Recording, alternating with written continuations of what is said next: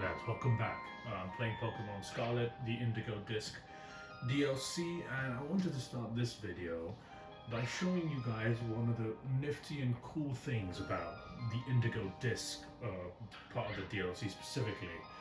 And that is, if you click on your D-pad on the button that's the right hand side, you will see something called as BBQ available quests. This is the Blueberry Academy quests. That's right, BBQ, but I call them barbecue quests. And as you can see on the top right, I have 3,030 points, and every time I can do some of these tasks and it will bump up my total. And if you see that progress bar at the top, the more I fill up, the better quests I get. So once that progress bar fills up to, I think I have 6 in, so 6 green lights. So if I go to 10 green lights, I get a special extra point quest, which I can basically get a point boost from. So you must be asking, why are you talking about this boring ass shit? Well, let me show you how to get some of these BPs. So one of the tasks, as you can see, is make yourself a TM. I'm here in the central plaza of this area, so I'm in the central plaza right now, and I'm gonna make a TM real quick to get some points. I'm gonna make a TM that I actually want. I don't have enough for Protect. I would have made more, because Protect is like the most important move right now for me. Let's say I want to make a facade. Let's say no. Sorry. Trying to think here. Let me make, let's see. Substitute, helping I have enough of these. Let's say I'm gonna make a paint split. Fuck it, I'm gonna make a paint split TM. So I can make as many as I want. By the way, I can make 3 right now based on the things I have. I'm only gonna make 1 because I only need 1. So I make a paint split TM. I lose some LP obviously, and that's gonna give me and that's gonna give me, as you can see on the top right, some points. My BP grew and I got a new task in afterwards, so I can now do these and like continue to build up my points. Now again, the reason I'm bringing this up is because this is very, very important for the next part that you're about to see, which is if I fly to all the way, as you can see, this is the Blueberry Academy thing. I've already beaten Chespin by this point. So if you see here on the bottom right, you can see the entrance of the Blueberry Academy. So we just go here right now, and I'm going to show you something incredibly cool. So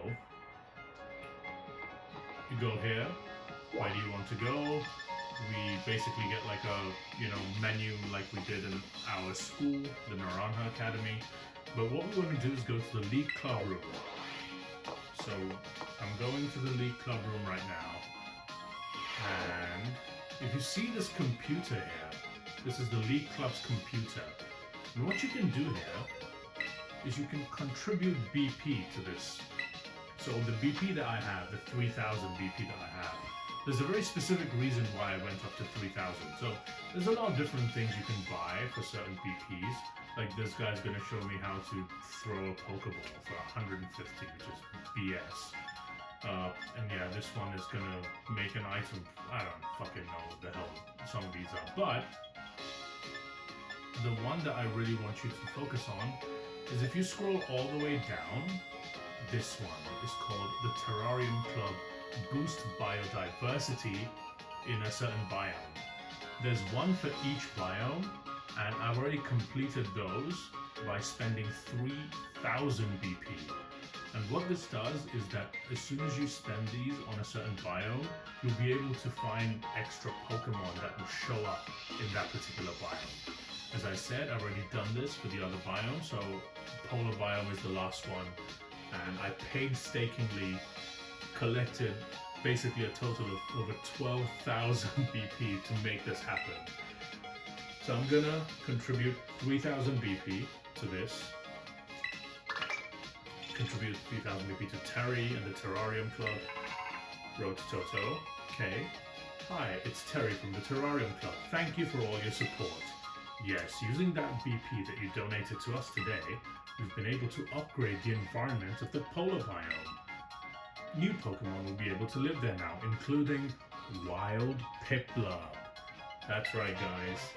I can now get starters. You can get the starter, a bunch of starters in every single biome if you do this side quest. So that means every single starter from Generation 1, from Charizard all the way up to Cinderace and Inteleon and Rillaboom, from Gen 1 to Gen 8, even Gen 9 I think, right? No, not Gen 9. I think only Gen 1 to Gen 8, all of the starters are now available. So, without further ado, I'm gonna go to the polar biome. I'm gonna go to the entrance. Oh, I should have gone to the terrarium, never mind. My bad. Let me go to the terrarium and show you guys now. How incredibly cool is that? You can now get every single starter. You don't get hidden abilities on them, but it's still, I find it super cool. In fact, I'm gonna, in my next playthrough, I'm gonna probably use some other starters just to make the game more fun and interesting and replayable. This is the thing I love about Pokemon games, is the replay value is insane. Like, you can play with so many different teams based on everything else. And look, I've already found one in. I already did this for the Savanna biome, but look, I have a Charmander over there. So you can fight. There's a bunch in every biome. Unlocks certain ones. So in this one, I think you can find Oh, it's running to me. I already have Charmander, so I don't need it. I'm just going to collect these items. I'm going to try and show you more. It's not like, it's based on region. It's just like arbitrarily, like there are some starters that are available.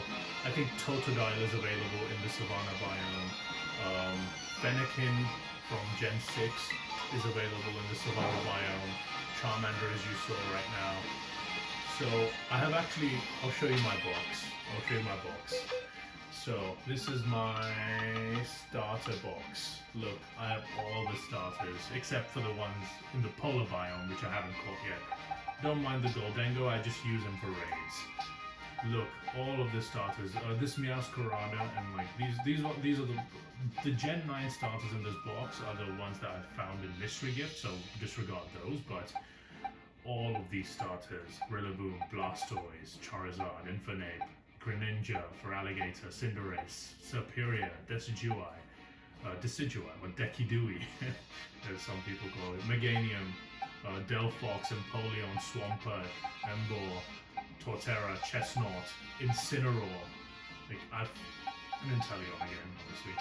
I found all of them in the different ones that I had, in all of the 3 other biomes that I had also. Oh, Dodo are trying to run me over, not a fan. So now, because I've unlocked the polar biome, I'm actually going to go to the polar biome, which is obviously the home of Drayton, the Scottish man. I don't know. Scottish Elite 4 member. But yeah, now in the polar biome, I'm gonna. Oh, you can see Reuniclus over there, which is nice to see. I caught one already, so I'm gonna try and find some starters. I know the ones in the polar biome are actually very hard to find, so it might take some time before I can actually get these. But let's see. There's a Porygon, Solosis, which is the pre-evolution of Reuniclus, or the first stage of Reuniclus. Oh look, I'm in Chargestone Cavern as well. If you guys played Black and White or Black and White 2, you guys know Chargestone Cavern. Electric. I know I found a Chespin here. There we go. There's Chespin. I don't need Chespin. I already have it. So I'm gonna try and look for. Damn it! Why is the polar biome the last one that I left? Yeah. Allow me. Okay. Allow me. There's Horsey out here, which obviously I don't want to use. There's Seal in distance. Milcery, more horsey, Beartic as well, which fucking chases me every time. Starters, where are you?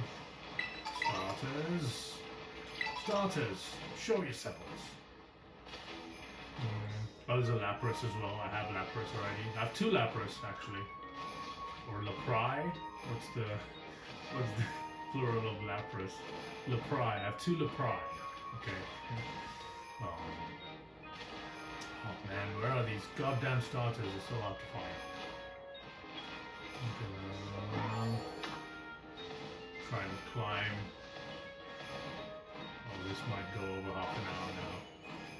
With the second part of the video that I'm going to upload after this, which is another thing that I want to do. Don't worry, I'll cover everything. Oh, there's the Piplup. But I already have an Empoleon from a previous mystery gift, so I don't need... You guys have seen my Empoleon, so I don't need Piplup. There are some starters that I don't have. One of them is obviously Torchic, which I really want to get.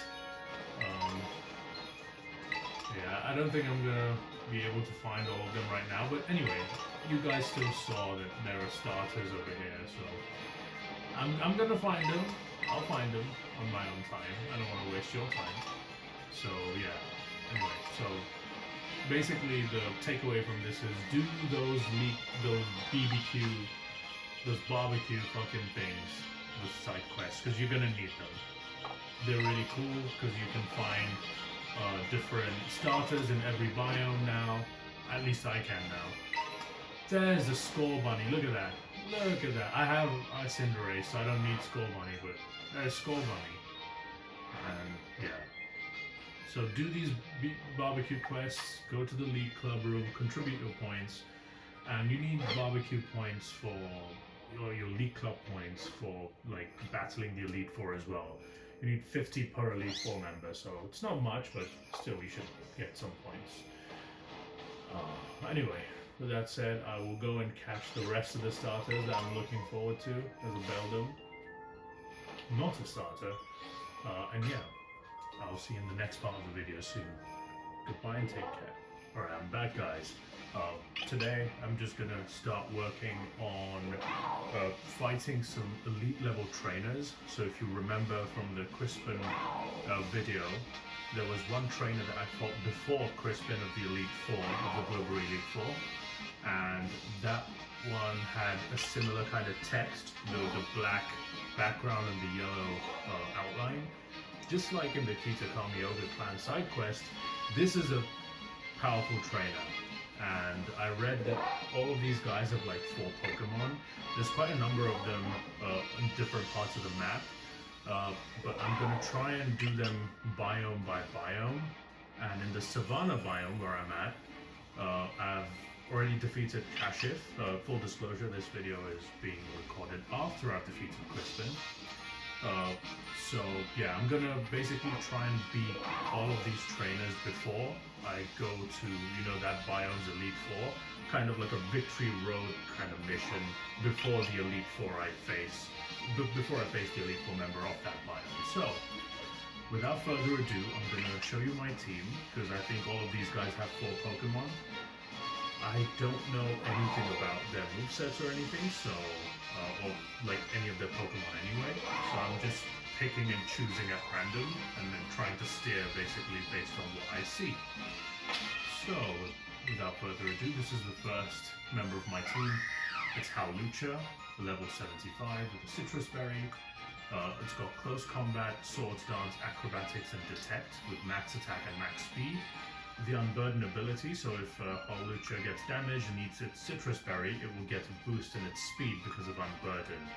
I'm just trying, I know Acrobatics will be lower power because of that, but I'm willing to take that risk right now. So I just removed U-Turn and taught it Detect, so that I wouldn't have to worry about, because it's like a protecting move is good for a double battle, right? And all of these trainers are going to use double battle strategies, so that's why I have Howlucha. I'm still thinking about the Citrus Berry though. Maybe I'll remove it soon. That's why I have Hawlucha right now. Second Pokemon is Paldean Blaze Tauros. You guys know this Pokemon, it's so powerful. I've used it multiple times at this point. So if you haven't seen it, then what the hell are you doing? But yeah, it's holding the amulet coin because once again I'm in need of cash because of a lot of resources that I've spent on fighting Terra Pokemon and something else that I've shown you guys in the previous part of this video. And yeah, it doesn't have any protecting moves, it just has max attack, max speed, close combat, Raging Balls, Zen Headbutt, and Earthquake.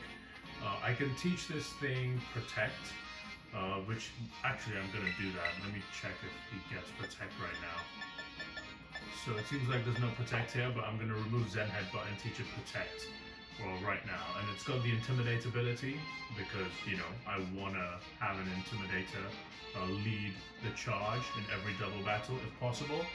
And also it has very good synergy with Hawlucha because Hawlucha is flying type, so Earthquake will not hit my Hawlucha basically, and it will hit the opposition side, or on both sides of the opposition's team. So that's why I'm using Paldean Tauros. It's just very powerful, and it's also one of the only remaining Pokemon at level 75 for me.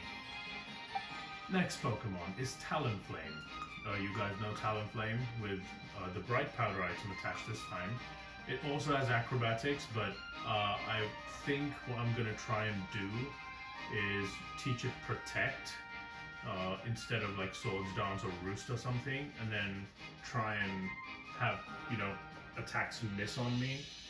Or maybe I'll remove the Bright Powder, I don't know yet. But yeah, again, max attack, max speed with Gale Wings. Gale Wings, as you know, gives flying type moves priority, which is a great ability for Talonflame, but only at full health. So that's why I want Roost there, just in case, you know, Talonflame can take a small hit. I can Roost up the damage and gain back my Gale Wings abilities. So that's the idea behind having Roost, and Flare Blitz is just powerful damage. It'll do recoil, which kind of sucks, but Roost can help me alleviate some of that problem. Anyway, so yeah, Talonflame. I might remove the items on Hawlucha and Talonflame right now, but yeah. And the final Pokemon for this battle is level 77 Electros. I don't have a lot of Pokemon right now that are, you know, below level 75. These are the only three. These three are the only ones, and then Electros is the next best thing I could find. So yeah, I'm just gonna use it. Big Root item attached, level 77, has Flamethrower, Giga Drain, Volt Switch, and Thunderbolt. No protecting moves on Electros because I intend to sponge off the damage with Giga Drain and then Volt Switch out there with max special attack and max HP. So, with that being said, let me do the final changes as I talk through like what I'm gonna try and do. So, one thing to note is that it seems like for the different biomes, there are obviously, you know, a number of different one of these league club trainers, as they're called. But the Savanna biome only has 2, so you know, I guess it's fine. But yeah, it only has 2, and then there's the other biomes have many more. Of these league club members. I think there's about 15 of them in total or something, maybe a bit more, but anyways. I'm gonna remove Zen Headbutt and keep close combat because I want stab coverage.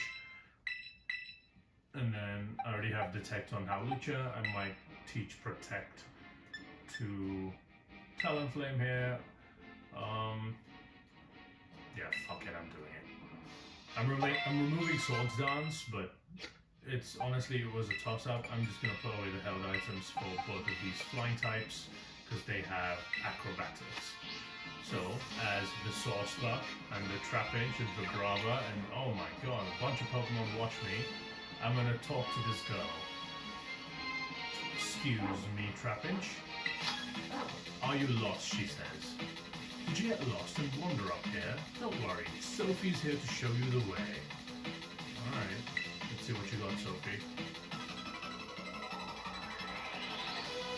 Ooh, the Bravo in the background, but I'm challenged by Sophie of the League Club, so that's why I call them League Club trainers. So, Blissey and Farigiraf. God. Okay. I guess that's a pretty good lead from my side. Farigiraf is a problem because it's Psychic type and both my lead Pokemon are fighting types. Blissey is... I'm actually good against Blissey because it's got very pathetic physical defense. What I'm gonna do is I'm gonna try and double into the Farigiraf because it's the bigger threat to me right now. So I'm gonna Acrobatics on the Farigiraf and then also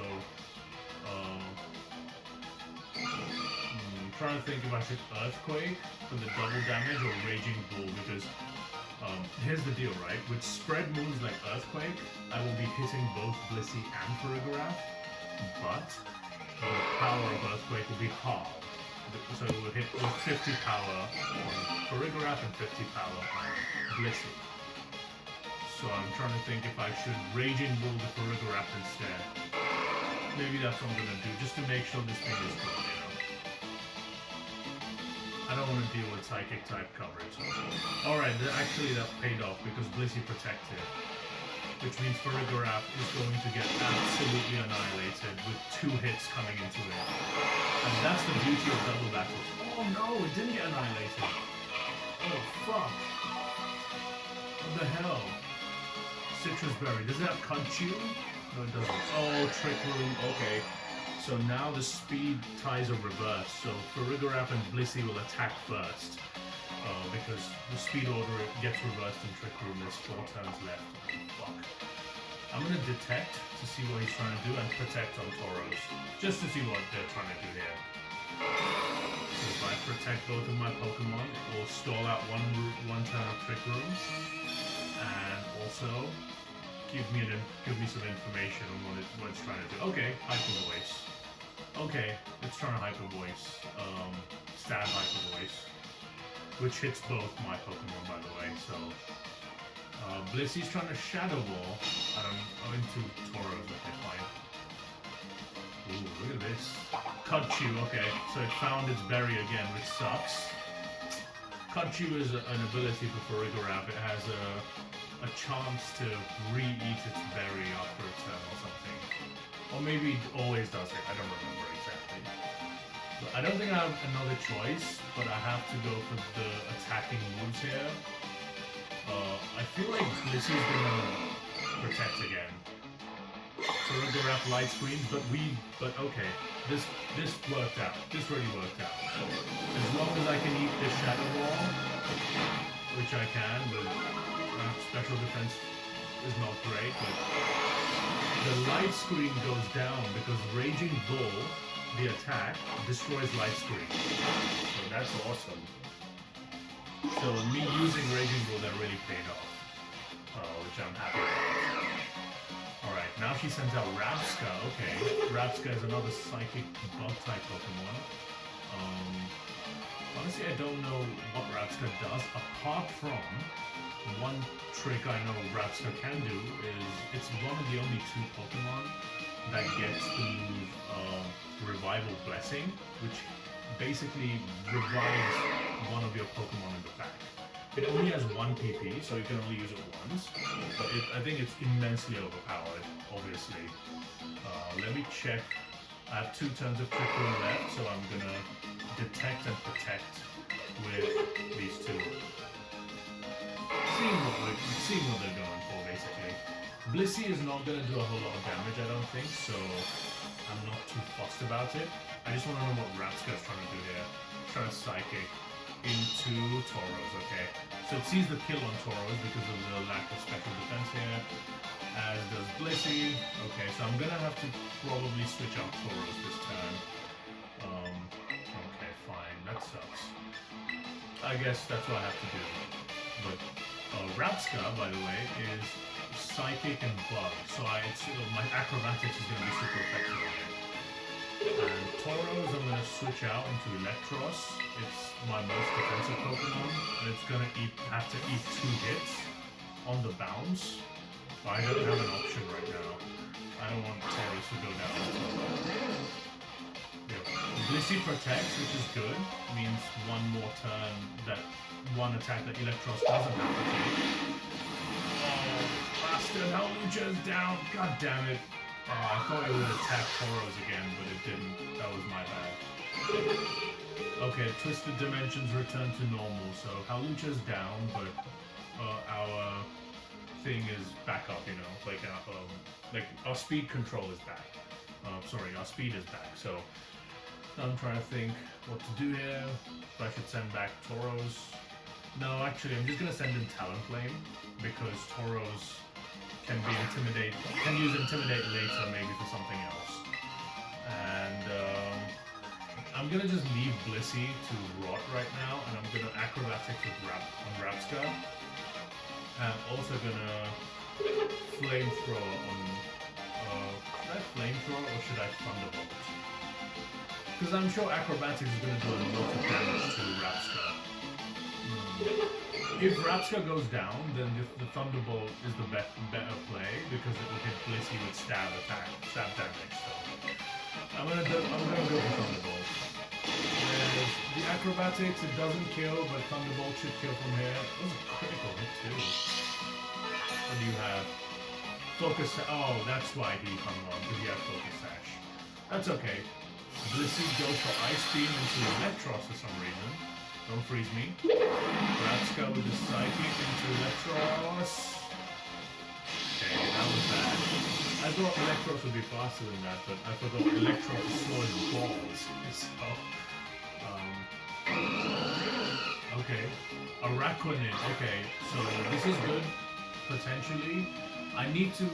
Okay, so this means I need to keep Electros alive, right? So, Araquanid is a bug and water type if introduced in the Alola region. It's got great special defense and not so great defense, which is good for me, especially Talonflame. On the other hand, if it survives, then you know it could hit Talonflame with a super effective move and kill it. Trying to think what to do here. What I could do is Electros could attack Araquanid. I think I should just go for it though, because Talonflame is at full health. I think I can be aggressive here. Araquanid has an ability, by the way, called Water Bubble, which makes sure that it can never be burned, and also takes half damage from all fire type moves, which is crazy. So, Acrobatics, and I'm gonna Giga Drain the Araquanid to get some health back. So, Blissey goes for Protect, which is good. Means one less Pokemon that hits me. Talonflame with the Acrobatics kills the Araquanid. That's cool. That's awesome. Well done, Talonflame.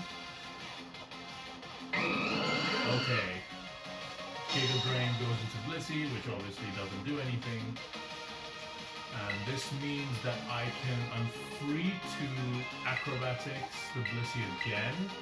And I'm going to Volt Switch out of here into Tauros so I can kill it the next turn. I think this battle is basically won at this point. Ice Beam coming into Talonflame doesn't do a whole lot because it's half fire type. Yeah, Thunderbolt wouldn't have killed that, so probably a good thing I did switch right into Tauros. In comes Tauros, intimidates the Blissey, which doesn't really matter because it's doing a special attack. Okay, it's leftovers. Lefty's Blissey. Okay, cool. I no longer have Gale Wings on my side, so I'm just gonna Acrobatics anyway. And Earthquake. Fuck it. I'm faster than Blissey, it doesn't protect. A critical hit would have been better on the first turn. It's alright.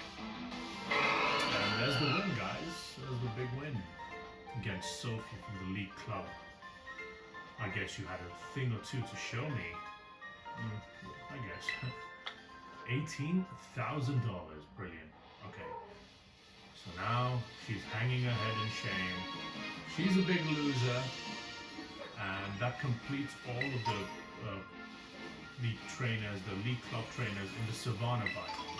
I've already fought Kashif in the last video. He was the only other League Club trainer.